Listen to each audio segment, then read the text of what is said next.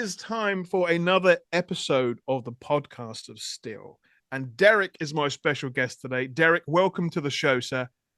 Luke, thank you for having me on your show. Now we've spoken a lot before. It's always an absolute joy. It never I, goes correctly, which is what I no, like about it. I It do turns too. I mean, we'll put it out there. We're besties right now, right? Like I think so. that's the We are. I term. mean, Okay, yeah, they yeah. say internet bestie is a term now. I don't like it. We're just besties. No, no. The thing about The only distance between us is the water. and The internet that's is not it, the distance. and that sucks. And that is the well, like, there's a double-edged sword when it comes to the internet. It's a wonderful place, and you make these wonderful friends, but normally they're on the other side of the world. But when we get together like this, the distance doesn't feel as far. And No. I'm excited to have you on my show today to talk all about you, your Oh, projects over the years, what you've been up to. We're going to talk a little about Superman, the Christopher Reeve story. it's gonna be a Um, short episode, Luke. that's right. If I start crying again, people are going to think this is some sort of shtick that I do Oh online. man. And trust me, I am not a No, good enough actor for that.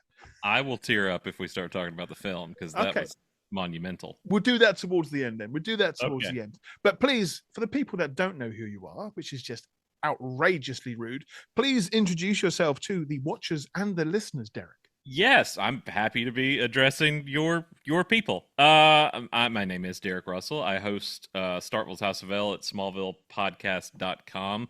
We are the longest running,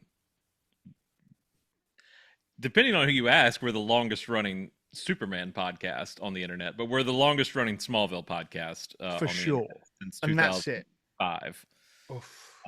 In addition to many other myriad podcasts that have started as a result of that one way back when, including shows for Heroes and Terminator the Sarah Connor Chronicles and countless others, and now Superman and Lois. But yes, we still talk Smallville because we love it. So yeah. And it's impossible not to talk about Smallville, and we will.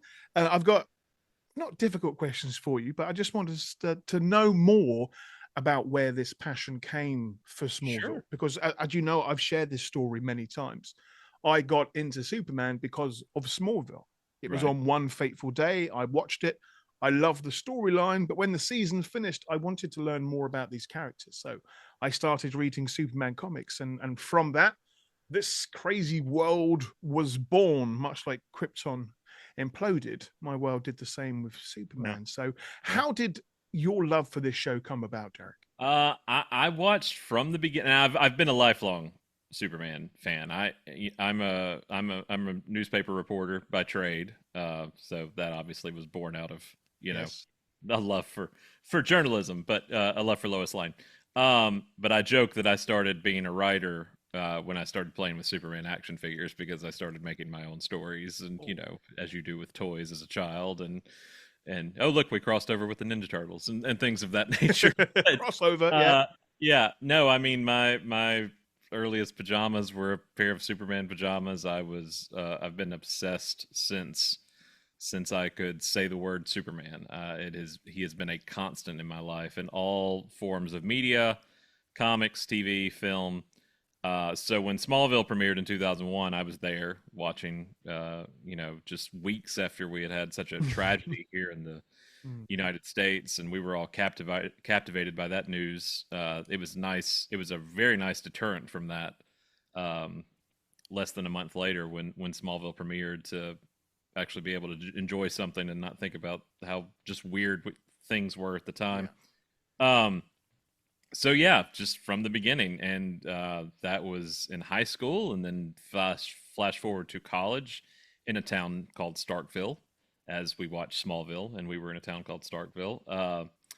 My roommates and I, we watched every time it was on. We would sometimes have 20 people over Oh, I love when we would cook out. Tom Welling and Michael Rosenbaum called their event Smallville Nights. We were the original Smallville Nights because that. we were. Copyright. We'll have Yeah, that. we were. I mean, we were having 15, 20 people over one night a week, and grilling out and watching the episode. And we would Oh, often, we had a rule. Of course, it was easier not to have phones then, but we had a rule: you had to be quiet during Smallville. You could talk during the commercial breaks, but during Smallville, you had to be quiet, which is asking a lot for 20 college guys yes. back then. Um, but we'd watch it, and then often after it was over with, the three of us would watch again, and then probably record that same night. Watch it twice back to back, and then record an episode. But yeah, it really got started just because we wanted to skip class. We wanted to talk about the show, and we were not excited about going to classes. We were more excited about this new medium of podcasting that nobody had really tapped into yet for things like we were trying to do it for. After shows and stuff like that weren't a thing yet. So we tried our hand at it, and we liked it, so we just kept doing it. For better or worse, all these years later, we're still doing it. But that's it. You are still doing it. That's your love for journalism, talking about things that bring you joy, talking about this show that's made you so happy over the years, and it's led on to some fantastic experiences that we will get to shortly. But what was it you think about this show, rather than it being about Superman and this fantastic subject? What was it about this show at the time that really just reached out to you? I liked a modern take on it. I think I was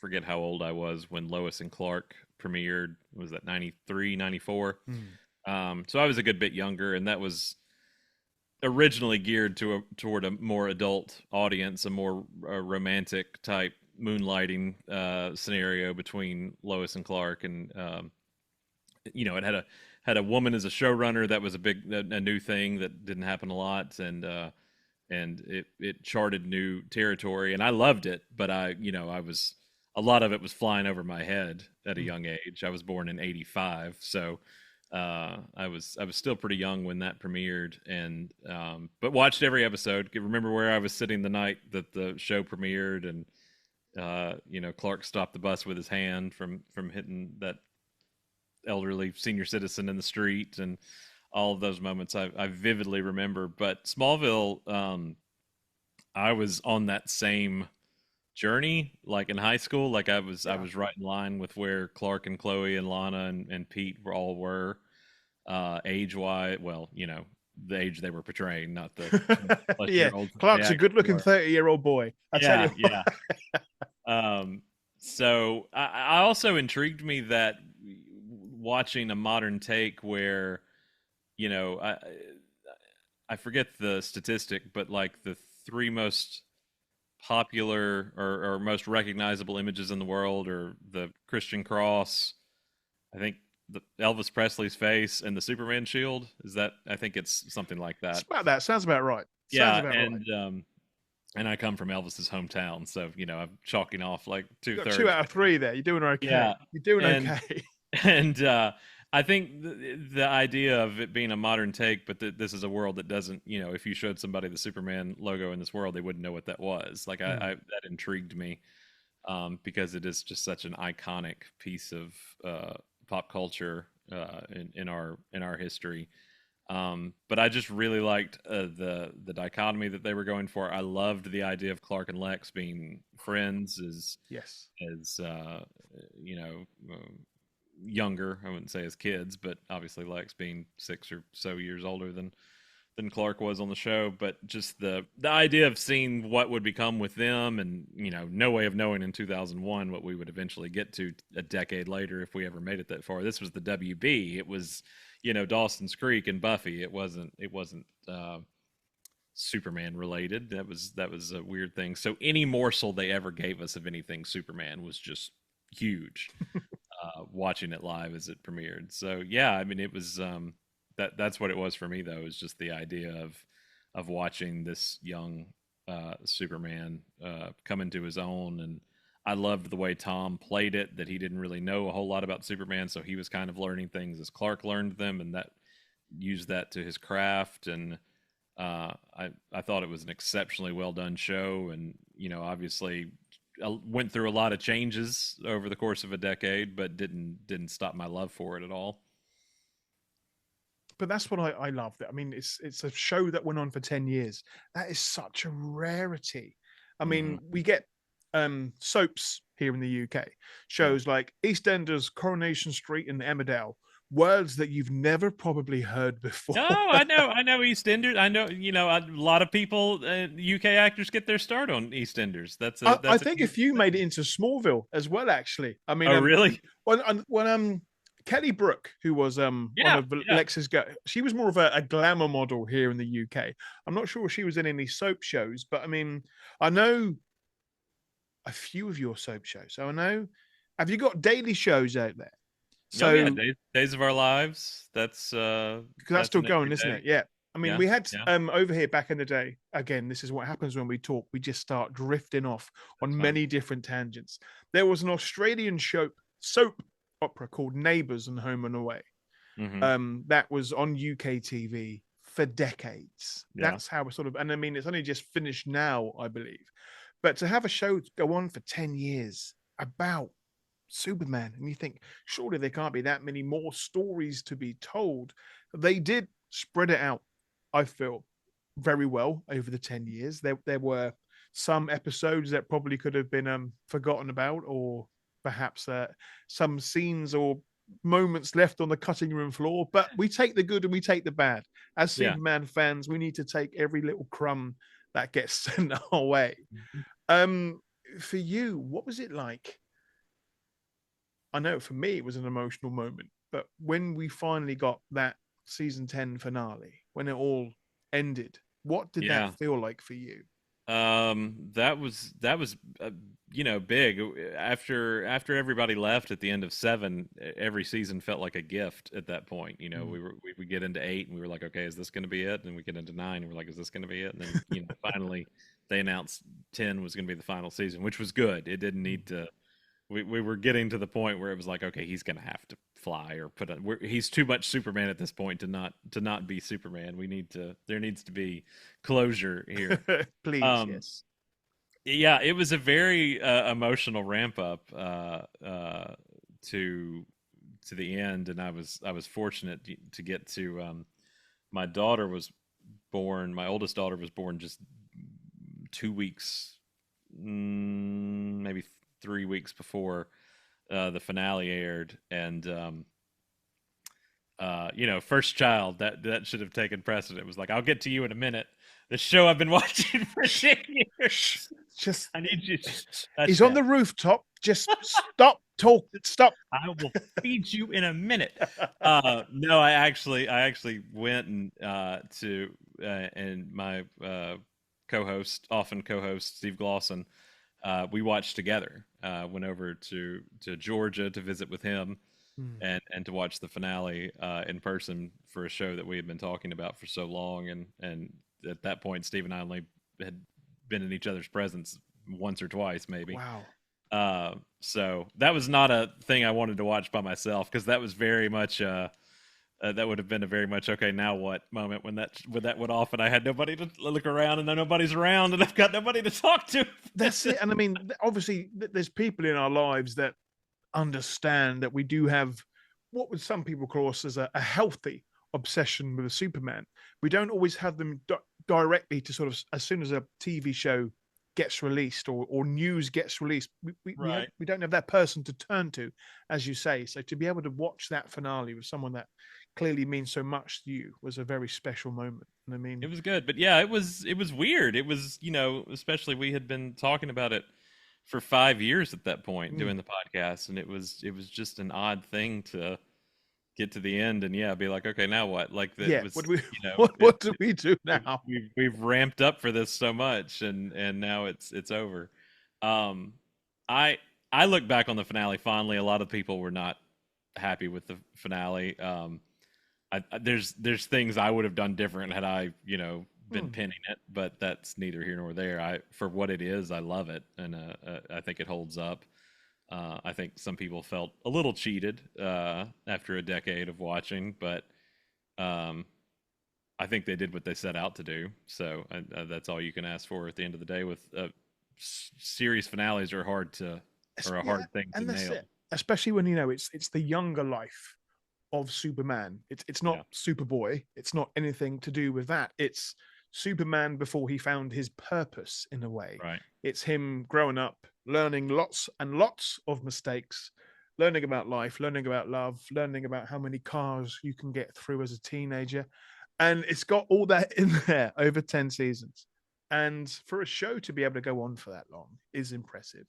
Yes. And it's And definitely, to skip networks, to yeah. network hop from one to the other, and And I mean, that's something we never really get here in the UK. It's right. happened a few times where a TV show might go to a different station. Yeah. Back in those days of Smallville, I mean, classic English TV. If you haven't got any sort of streaming services, um, it's 5 channels, just Right. 5 channels here. For quite a few decades, we only had four: BBC One, BBC Two, ITV3, and Channel 4, which is very well named. But back in the day, Smallville was on a channel called E4, which was just one of these like almost like satellite TV channels, and it was never guaranteed that we would get another season here once it ended. Yeah. And this was way before TV was streaming, or you could go online and find downloadable files. So I was grateful for every single episode, and every time you got a cliffhanger ending to a season, it was painful. And Yeah. that's when I would reach out to friends and say, "What do I do now? Give me some Superman comic books to read. Give me some stories about these characters that I'm falling in love for." And that's what Smallville did for me. It gave me that appreciation for the character. And I think that's what Smallville did for the world of television. You know, we wouldn't have all these TV shows these days if we didn't have Smallville.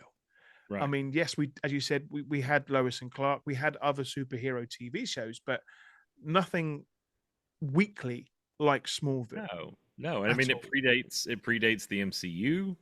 It it really stood out on its own a full 7 years before Mm. anything like that started. Yeah, there were other, Spider-Man and X-Men films and stuff like that at the time, but I mean, it was charting new territory on TV. We joke now that if it premiered today, on Netflix or the Max or something, we would hear Jor-El at the end of the pilot.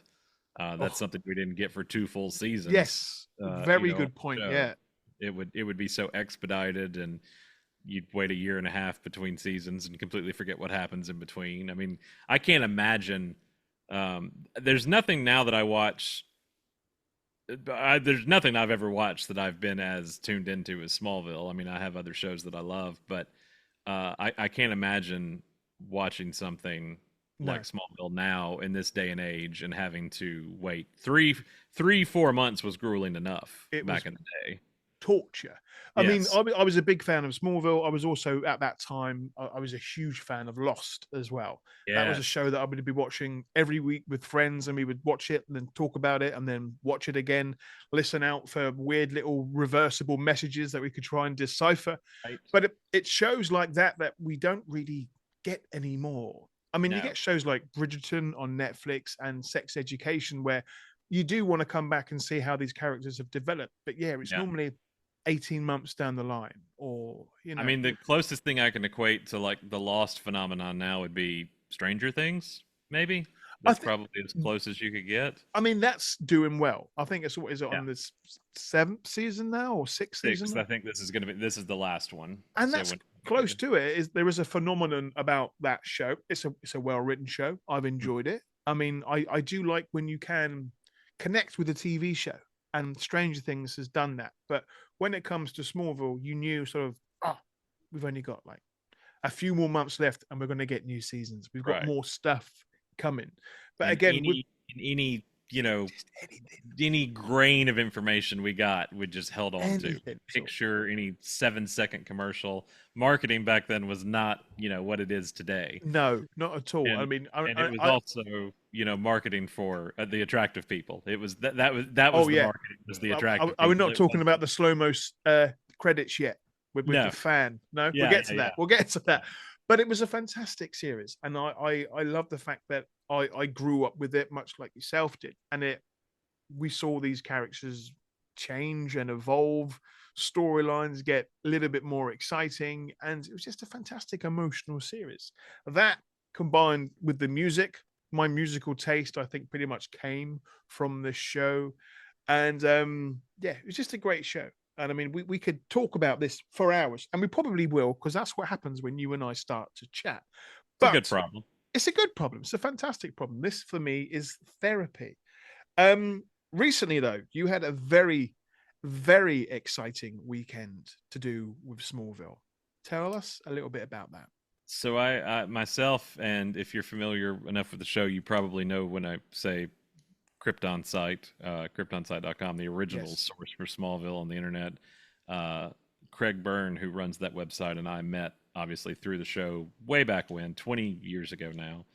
And when Creation Entertainment, who hosts conventions for shows like Supernatural and Battlestar Galactica and The Boys and several different properties they handle, announced that they were going to do a Smallville, when they reached out to Craig and I about involvement, because a lot of people online knew us or remembered us from back in the day. And yeah, we were excited to go to Jersey a few weeks ago and be on stage with the cast and introduce them and tell old war stories. And yeah, it was a little surreal though. I mean, I've had the chance, I got to write for DC towards the end of the series on several projects, and then I wrote for the official Smallville magazine.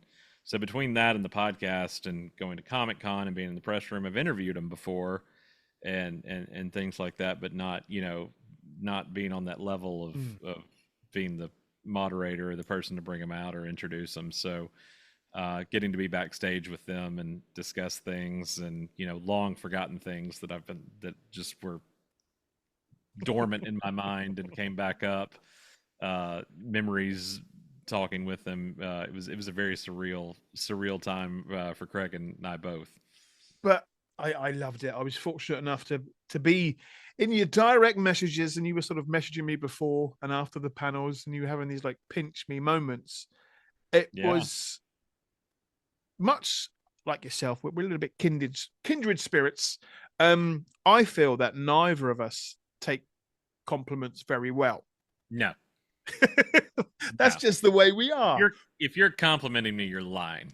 But I go and I get that. But we talked about this before and after the event, and for me to see you on that stage, to have this full circle moment for somebody that's been there from the beginning, not as a journalist or a broadcast. This is when you're going to start getting uncomfortable, by the way. Yeah. No, I've been uncomfortable. You're This fine. was it was a full circle moment for you to be acknowledged for the dedication and love that you have for this show. Not for you being a podcast host or a journalist. Yes, those elements did come into it, but it's the fact that from the get go, from episode one, you were a fan of this show. So for you to be recognized for that and to be on that stage with those people that have brought so much happiness to so many people over the years, it was right that you were there for that. Well, I Yes, appreciate that. I'm sure you would have been in the audience, which was a fantastic place to be as well, because again, you're an audience. You love this show as well, but you were there to help tell this show's story, something that you've been doing for decades. And to see the photographs that you were sending back with the cast, which was extremely exciting for me to see. It was like, I know that guy. He's on stage with Lois Lane. Look at him. And it was a beautiful moment.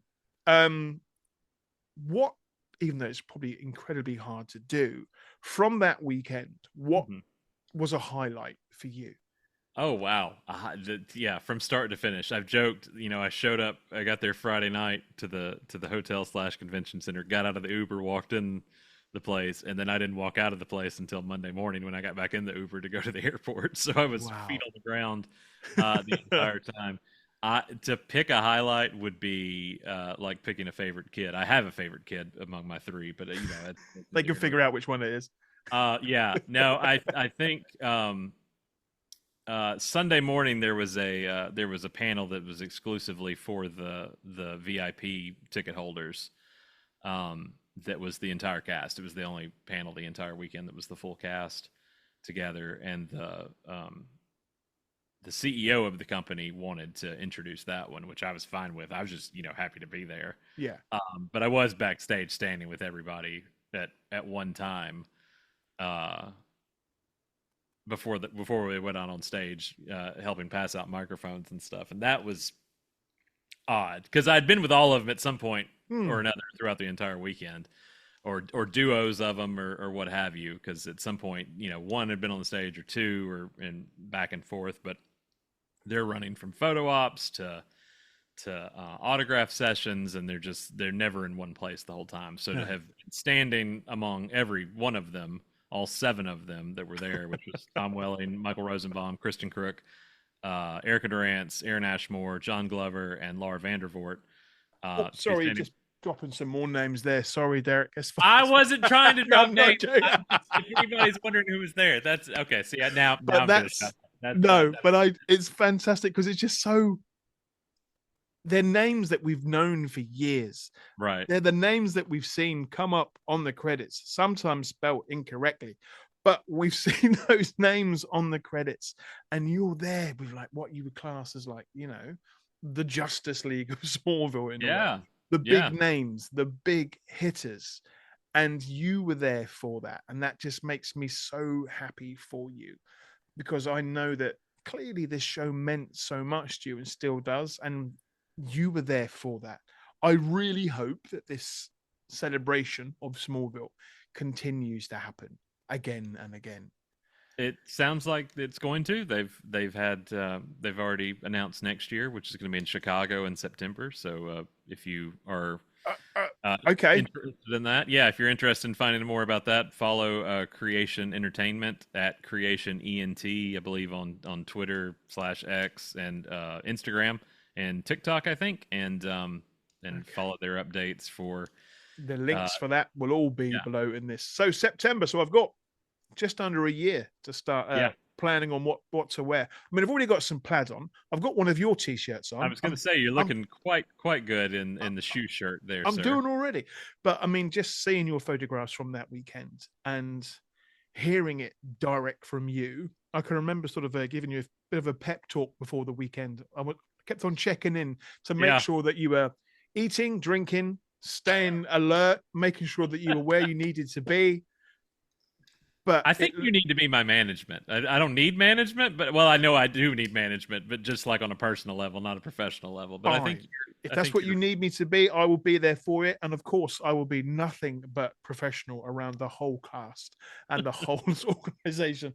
But it would be a fantastic privilege. I mean, I've been to Chicago before, spent yeah, about combined 12 hours in O'Hare Airport waiting to get yeah. down to Metropolis for the Superman celebration. Oh, So that's where yeah, you flew in. Yeah, yeah. so Chicago is clearly calling my name. Well, see, Um, here's what you do: you just come in June for the premiere, and then you just stay. Okay. Let's people that are in charge of visas, if you are listening, we will do this the proper way. We've already As got that worked out, right? oh, We'd already. I think we have talked about it. If we can get the We're visas good. sorted out, we'll be Good. fine. We're good. You But could stay here in the studio. You could just come stay here, and you've already got a place to stay. And just need a sleeping bag. Something that we will talk about on another podcast is the fact that we will be going to Bucky's as well. That little that's right. tidbit will be saved for another episode before it goes completely off the rails again. But yeah, next year is going to be a busy, busy year for Mm. Superman. We are all eating very, very well right now, whether it be a Smallville celebration, the new film, Superman and Lois, comics, toys, everything apart from video games is making a comeback. I started to text you this last night in talking about traveling and things I know you're preparing for and hoping to Yes. get to do. And I was like, I haven't budgeted merchandise into the year into all No. these things because I'm like, there's gonna be untold There was amounts. a leaked list of toys over the last few days on All Insta that. that you've seen yet, and now the fact that just last week, it was officially announced that crypto was going to be a part of it. I'm thinking, Right. how dare you, James Gunn? And Right. they're going to be releasing official dog merchandise now. Oh So I yeah. need to No, get a dog I now remember as how well. much money I blew the months leading up to Man of Steel Yes, in 2013. So I can't imagine what this there is was gonna a. do in my pocketbook. I can remember there was Superman Returns. There was a little diorama that came with exploding bullets off a wall behind Mm-hmm. Brandon. I bought 5 of those, I don't know why. Um, Only one of them's out of the packet. But yeah, There you this go. this film, there's going to be a lot of merchandise for it. I think James Gunn learned that when it came to all the merchandise that came out of Groot and Rocket from the Mhm. Guardians films. But I'm just happy because it means more Superman stuff, more things for me to see in public, easier Christmas lists to write, easier things Yeah, for birthdays. Just makes it easier for me to collect more things. But yeah, it's going to be a good year next year. Combine that with a very exciting Smallville trip that could happen. And yeah, it's things that, again, Superman makes us happy. Smallville makes us happy. Talking about silly things makes us happy, which is why sure. we are doing very well right now. Now, a film that not really made us happy, but certainly made us emotional is the Superman documentary, the Christopher Reeve story. Now, as we mentioned before, the UK is only getting that film um, on the 1st of November. Which is Um, insane to me. and there's still more countries around the world that are getting released. It certainly wasn't an international release, but I'm so glad that the right people got behind it and they requested more dates. They requested it to be released again because it meant more people got to see it. Yeah. You got to see it. You shared your initial thoughts with me. It made me even more excited to see this Yeah. beautiful film. I have seen it now, so there are no spoilers as such. But what was that film like for you the first time you saw it? So it, much like you, it did not play in my hometown, which is not uncommon for an event film to show up. It was that that 2 day uh, Mm. event where that originally premiered before they announced that it was going wide, and then it didn't even come here when it played wide. So I did have to travel. Drove about an hour to go see it, and knew what I would be walking into on an emotional level to a degree. Yes. I remember where I was when I got the news that Chris had passed away. Like and how emotional that made me 20 years ago. Um,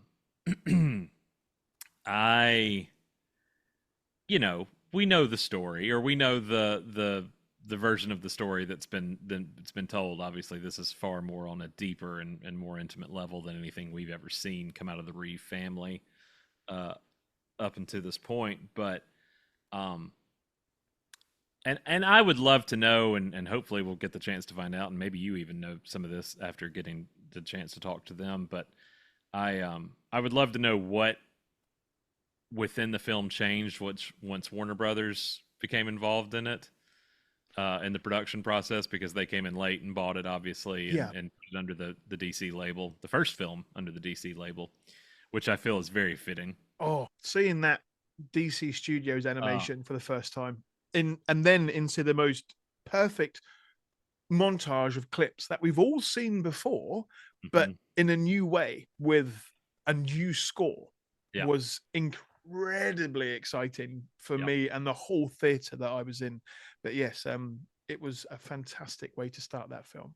Um, and really, once it starts, they just kind of drop you into the story. They don't. They you would expect it to go through the his life and do what a documentary normally would, or a Yeah. biopic would normally do. And I mean, within 5 minutes, we're already at the accident. It felt like, or definitely within the first 10 minutes, where he's already been injured.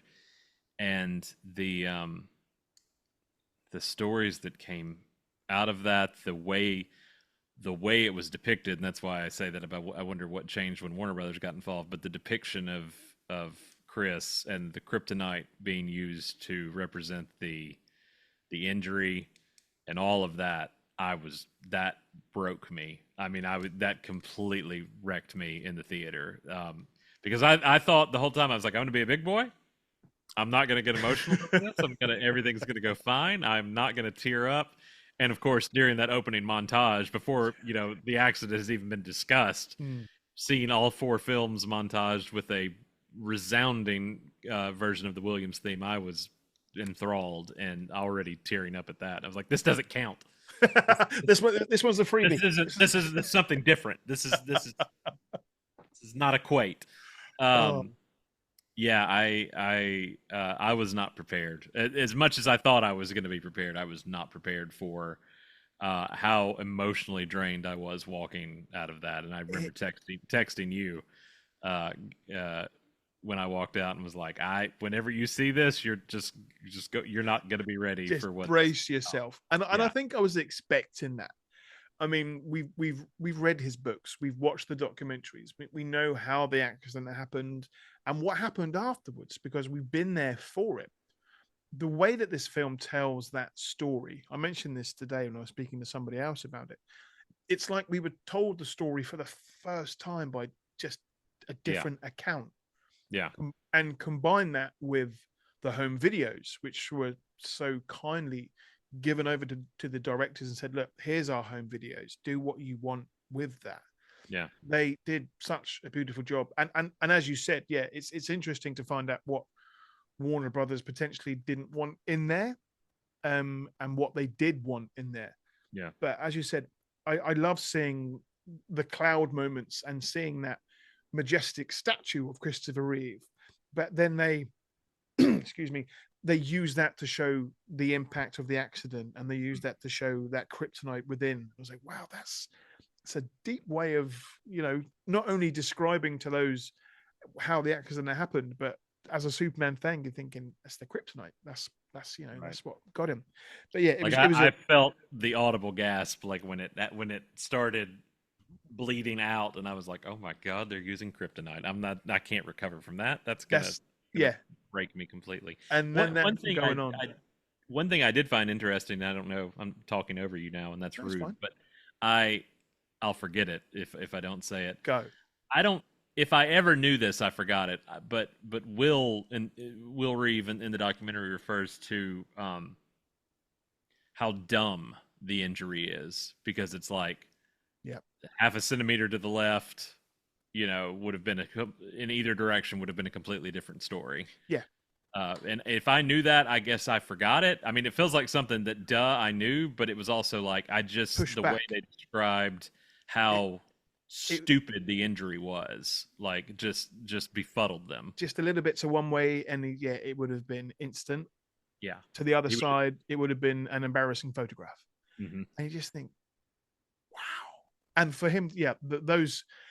I mean, the moments with all the children were powerfully told, but I was breaking each time I saw Will start to speak. Somebody that comes from a world of journalism that Yeah, knows the right things to say on the spot in front of the camera to keep composure. There were a few times in the documentary when he was tearing up and started crying, which was just another reason for me to break. It was, I know when I watch those scenes again, I'm going to start crying again. mm-hmm. And yeah, it was definitely a powerful film told in a beautiful way, and I'm excited for to trauma dump with new people when this film comes out in the UK. I've been speaking with friends around the world that have seen it and then messaged me saying we need to talk about this film. I said yes, we can. Let me watch it, and then Yeah. we will talk. We will talk about when we laughed and when we cried and when we gasped and Well, how we feel when we left the theater.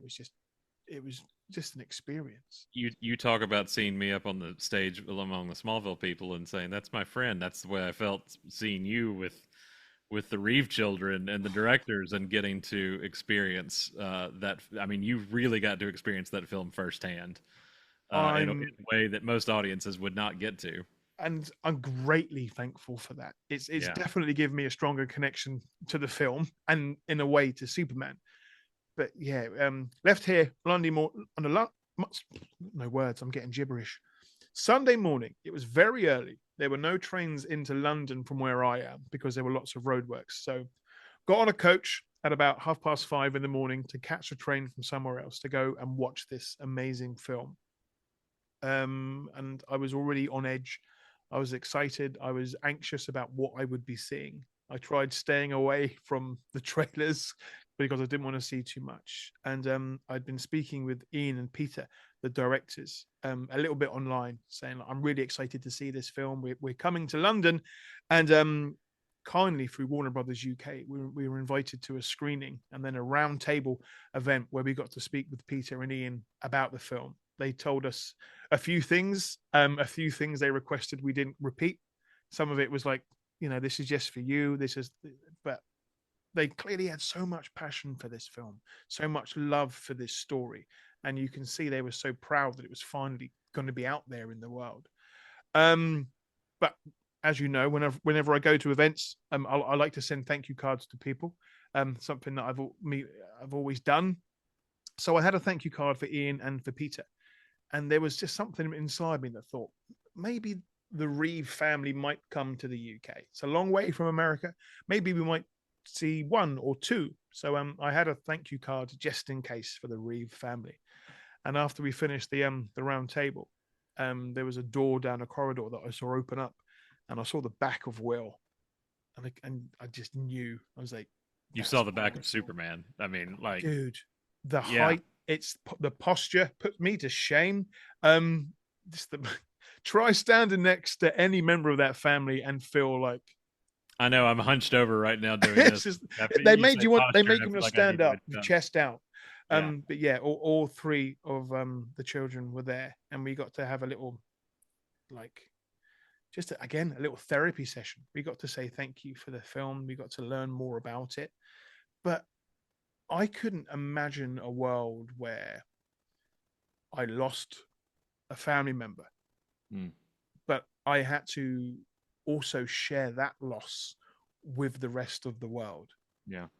That wouldn't be me being greedy in grief, but it would be sort of I would probably find it uncomfortable knowing that other people are knowing what I'm going through in a way, and for them to have trust in the directors and the producers to share some of their most raw moments and also those home video footage. It was something I really needed to thank them for. And we had some photographs, and I managed not to look like a crying fool. I'm very happy with myself for that. And as we were leaving, I was able to hand them Matt my thank you cards, and so my deed was done. For if they don't read it, they don't read it. It's fine. They've got the card. They can deal with it as they wish. I just needed that, connection to Christopher Reeve's children, for goodness sake. Do not blame you one bit. I would have done the same thing. It's not necessarily like a selfie or sign this DVD. No. This is just something I want to thank you three for sharing this film with the world. And went home, sharing your dad with the world.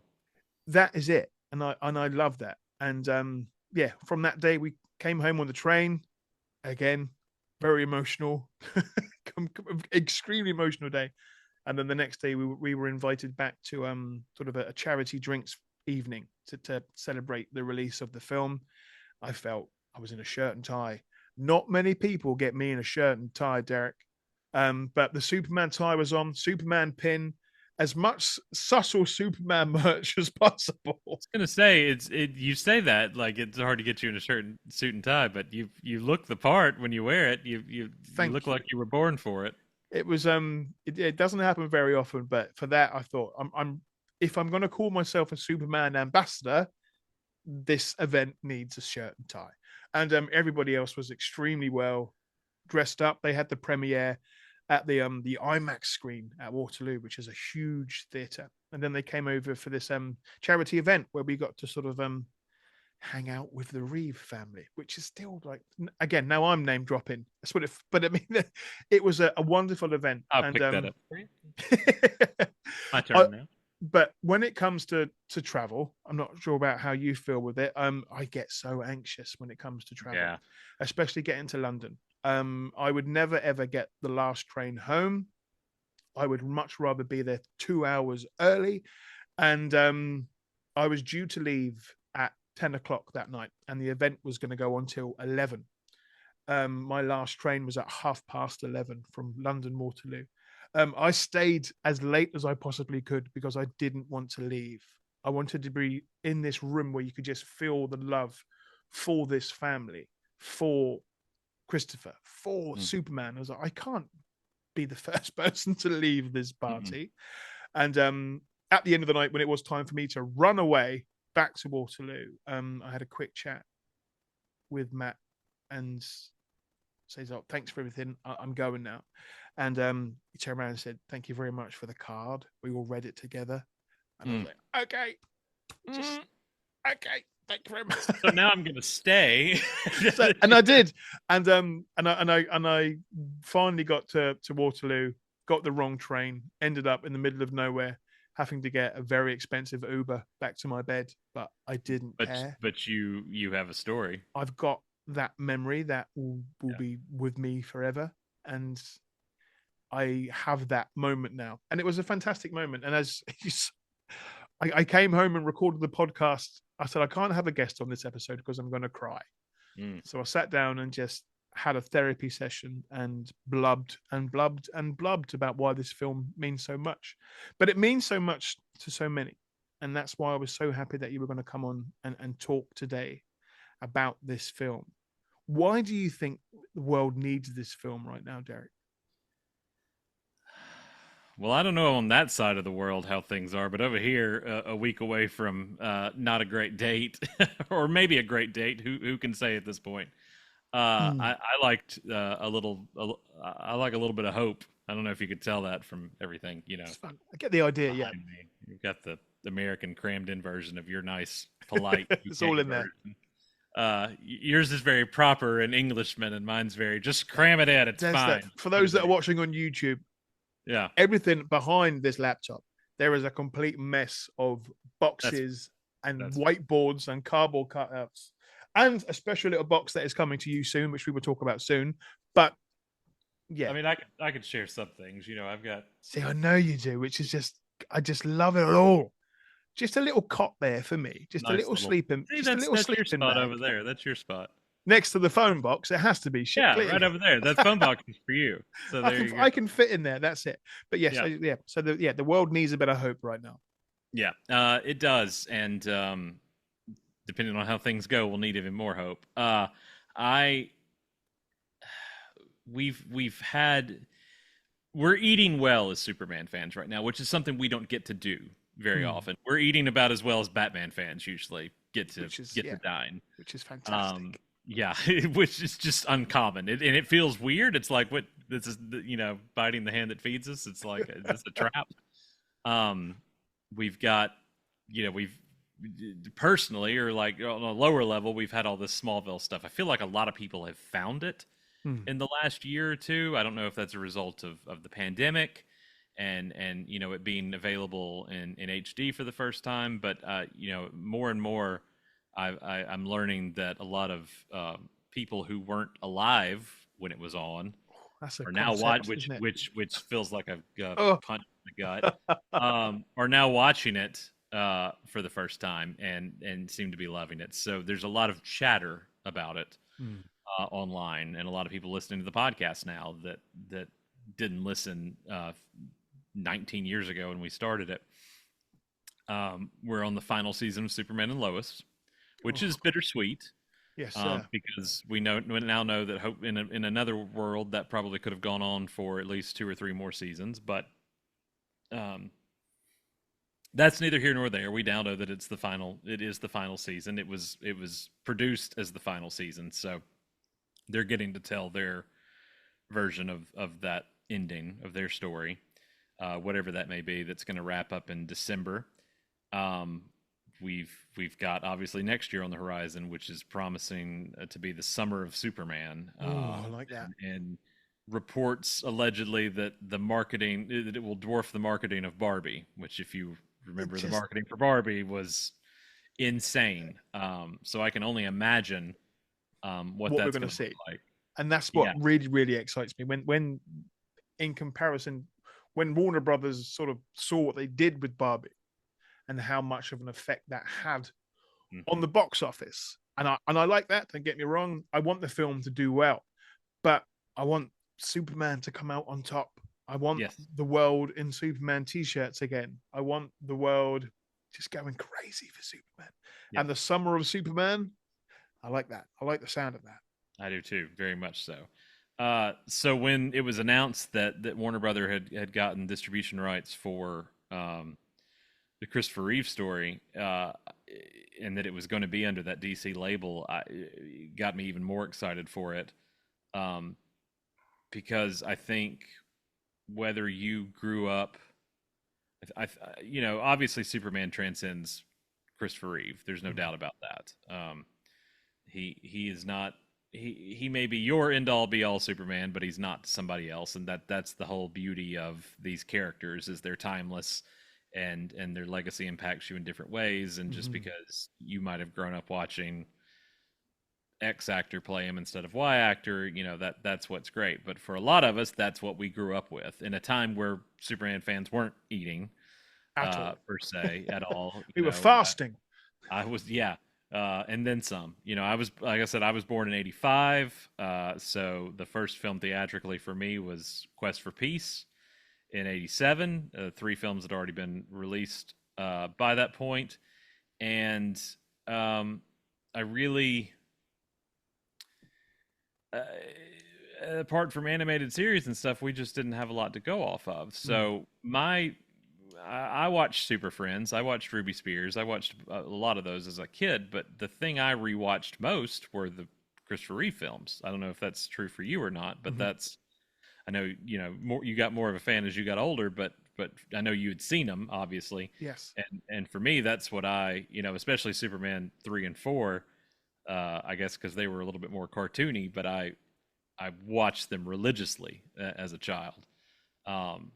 So that is Superman to me. Whether or not he's my favorite or anything like that, you could debate for another day. But I mean, Christopher Reeve was Superman, Yes, and always will be Superman. But so, and I know the struggles he had with the weight of the character, and obviously the way he felt about the later films, and trying to inject his own passions and politics into the fourth outing, and obviously didn't come out the way he wanted it to, and that was dissatisfying for him as it is for me now to think about what he wanted to make happen versus what ultimately ended up happening. Yeah. So it's very much a like I said, I remember where he was, where I was when I heard he died. I remember where I was when I heard he was injured. I can remember sitting on my couch at home and my mom coming in and telling me that Christopher Reeve had been in an accident, and I was a kid, and that's, what was that, 95? Is that, yeah? So I was 10. Superman's been hurt. Like that's just that's obviously what every single newspaper went with. Yeah.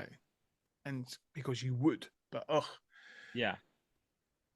So I think it's important now to tell that story because we are getting further and further removed from it, which makes me feel old to say. But the fact that he's been gone now 20 years is incredulous. But we're hopefully turning a page into what Superman is now going to be on the national stage that he hasn't been for some time, which is a disservice to the character. I hope that he's finally about to get his due on the big screen that he hasn't had since. I mean, I will say not since 1978. I mean, I don't feel that any outing since has been as impactful as that. I mean, it was the original superhero movie. I mean, there would not have been, the MCU would not exist without Superman the movie. I mean, everything can be tied back to Richard Donner and the Salkinds making this film. So as a new era of DC films begins, I felt it was very important to pay homage to where they came from. Yes. So this being the first iteration of that was impactful for me as a fan. And I mean, going back to that DC Studios logo, I remember hearing the news about that coming out of San Diego Comic-Con, and then I saw it. I saw those chains bust, and you think with air, something's happening, something exciting. And as you said, to have this film be the first time we get to see that DC Studios logo connected with this film, with this icon, As you so well put it, Superman is going to be bigger than the person that plays the role. I will always be grateful for somebody else in 20 years' time when we're still talking about Superman, who will continue telling Superman's story to be a part of that tapestry, as I put it. There's never going to be an end. We've had the beginning. We've had so many different interpretations over the years, but there seems to be a real buzz about James Gunn's Superman film, and I'm just looking forward to the future. And as a Superman fan, we've not always had that luxury. We've hoped for something coming in the future. We've had rumors, we've had hearsay, but yeah, I joke that hope is the best representation for the character because as fans we've had to do that so much just to get a morsel. Yeah. More often than not. And how many times have we been here before? It's 2006. We've had this continuously, and we will for years to come. Yeah. But that'll be a part of it. That'll be a part that we'll drag out those memories and those traumatic experience when we talk about certain video games and certain comics and certain storylines and certain episodes. But we will always have Superman, much as we will always hold on to Smallville. And going back to Smallville, now you're going to be coming back on the show soon. We're going to be talking more stuff about Superman, definitely about the Superman film and Smallville. But to where it all began, Smallville. I've had this to my side here. Now this copy, this was given to me many years ago when I was at the Superman celebration. This is the pilot script signed by some of the beautiful cast. Yeah. I spot many signatures there. One that I used to have to forge a good bit. Really? We won't say who in case you get in trouble. No, we won't. But anybody that's a long-time SHoE listener will know what I'm referring to. There we go. But I used to be in the employment of somebody on that page. Really? Okay. When the camera's off, we're going to start talking. But anyway, this is the script from episode 1. How many times do you think you've watched that pilot? That is a good question. I mean, certainly double digits, if not triple. Okay, so that being said, go easy with whatever you're about to do with me because I don't know if I mentioned this. I do have 3 children and I'm closing in on 40, so my mind is not that great anymore. I was thinking maybe just to give you a couple of lines to see if you could guess the next line, but okay, I could maybe that'll be a fun game. Okay, that's better than trivia. Okay, right then. Page 12. Internal, kitchen, day. Clark is guzzling milk from a carton when Martha enters. She shakes her head, hands him a glass. What does Clark say next? I have no idea. See, I couldn't remember this either. This could be, on the cutting room floor. But Clark says, tastes better out of the carton. Out of the bottle. Yeah, yep. Martha, where did you learn your manners? I was raised in a barn. Farm? That was odd. You got that close. Sorry. This could go either way. This could really go either way. Yeah, so I had a few pages noted down.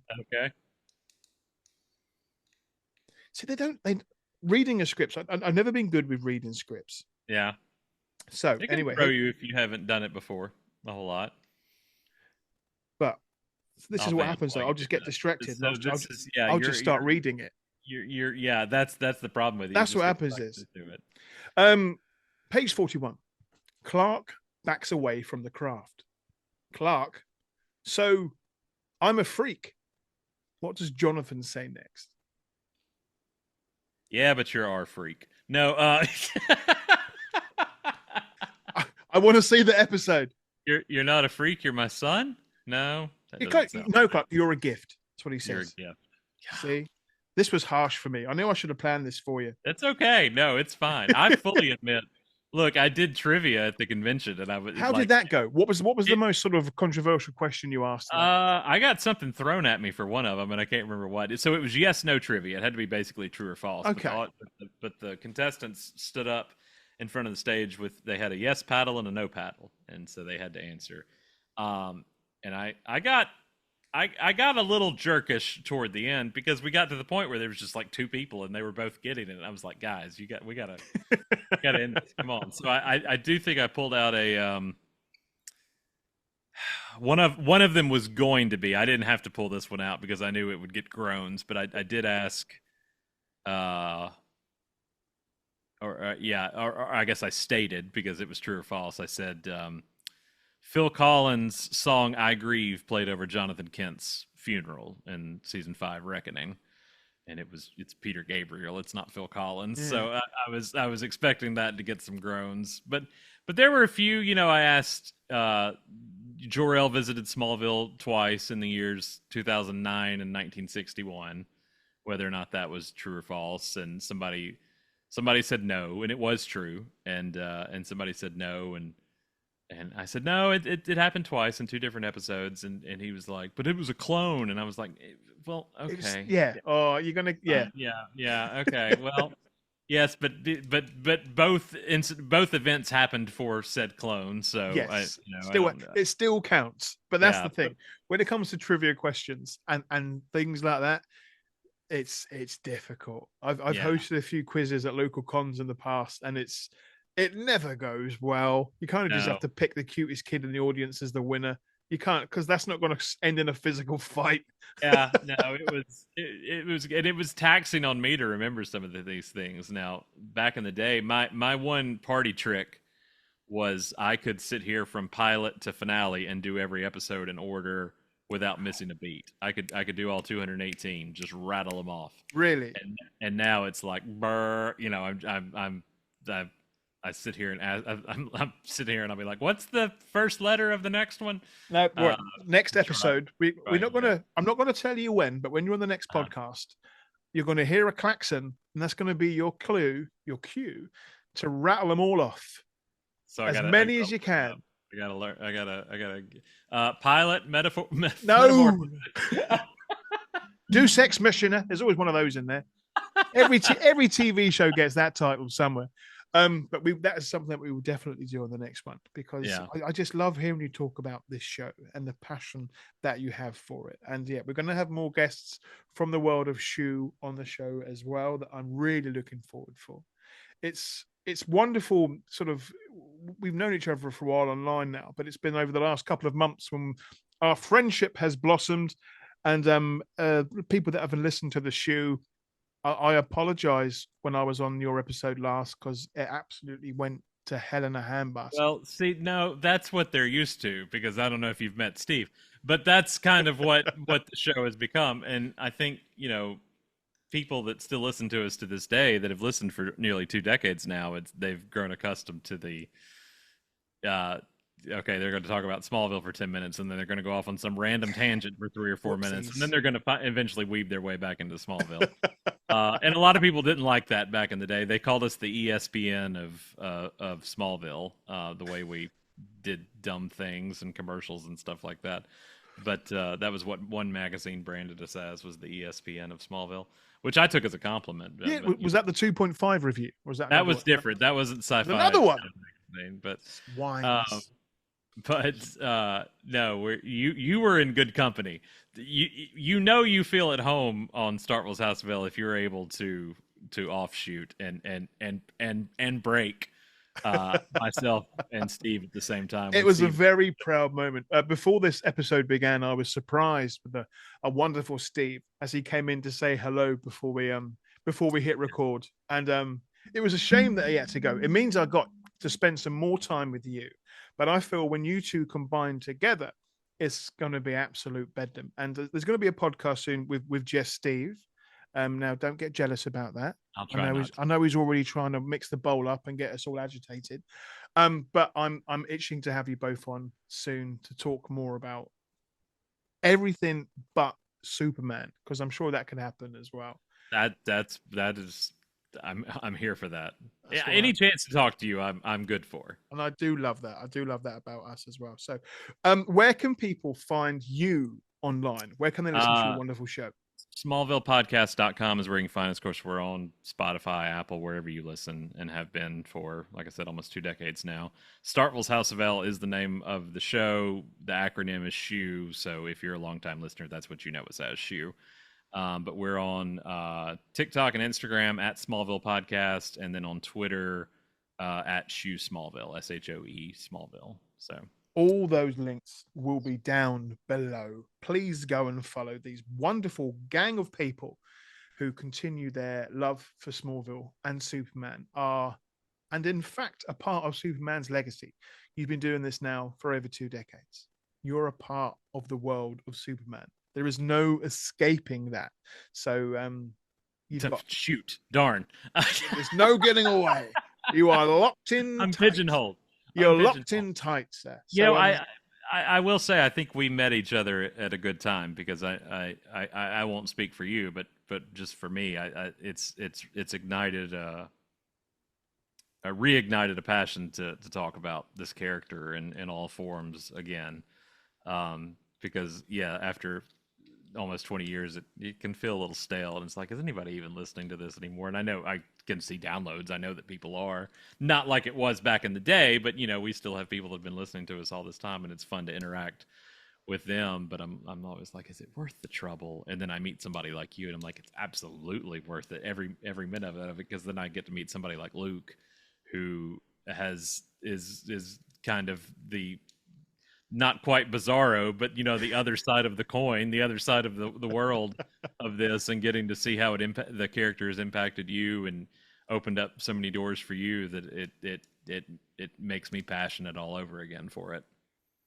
Let's see that you've flipped that uncomfortable card back onto me. So bravo to you. That's the journalist in you. Well done. I can make things uncomfortable. That's the only, if I've got anything going for me, it's that. That's what we've got to look forward to when Steve joins the podcast on the next episode. But goodness gracious me, Derek, thank you so much for your time today. Thank you for being such a wonderful pal. This is a friendship that's going to go on for many, many years to come. We need to start prepping for the next Smallville celebration. That's something that would be just an absolute we're seeing fun. Superman together next year, one way or the other. We've got to be seated next to each other. That's it. I'll let you know, I am a knee grabber when things get to that's fine. Good. I'm glad to know that. We'll cry together. Please. Derek, thank you so much for your time today. Thank you, Luke. And I'll speak to you soon.